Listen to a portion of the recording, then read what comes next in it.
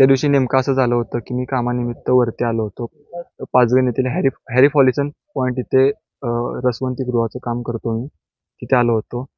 माझी एक्झामची डेट होती 1 डिसेंबर. ती चेंज झाली होती काही कारणास्तव कॉलेजच्या. कॉलेजने सांगितले होते, सूचना दिली होती की हॉल तिकीट हे अपडेट करून घ्या, नवीन डेट येतील त्यावर. पण मी कामामध्ये असल्यामुळं माझ्याकडून चुकून ते राहून गेलं आणि मी ते अपडेट केलं नाही. त्या दिवशी मी वरती आलो, संडे होता, हिल स्टेशन आहे, गर्दी असते, काम होईल म्हणून आलेलो मी.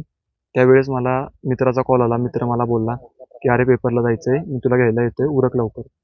मी त्याला बोललो, "अरे मी कामावर आलोय, आता कसं येऊ मी? मी नाही येऊ शकणार पेपरला."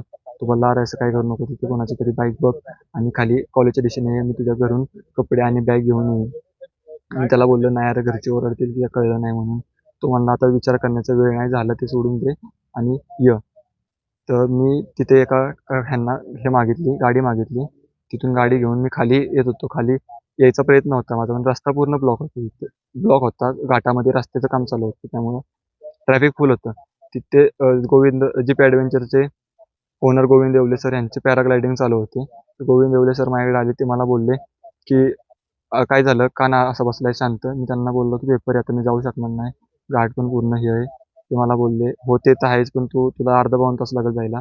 एक काम कर, पॅराग्लायडरमध्ये खाली जा डायरेक्ट आणि मित्राला बोल, की कपडे घेऊन यायला घरून आणि कॉलेजची बॅग घेऊन यायला." मी ते पहिल्या वेळेस त्यांना नाही बोललो. पण नंतरनं पर्याय काही नसल्यामुळे मी त्यांना हो बोललो, जातो बोललो. मी आधीच घाबरलो होतो. थोडं धाडस केलं आणि पॅराग्लायडरमध्ये त्यांच्या पायलटला सांगून त्यांनी मला खाली सोडलं. बी-कॉम फर्स्ट इयरची एक्झाम होती आणि संडेला होती. 15 डिसेंबरला रविवारी होती. डेट चेंज होऊन आलेली.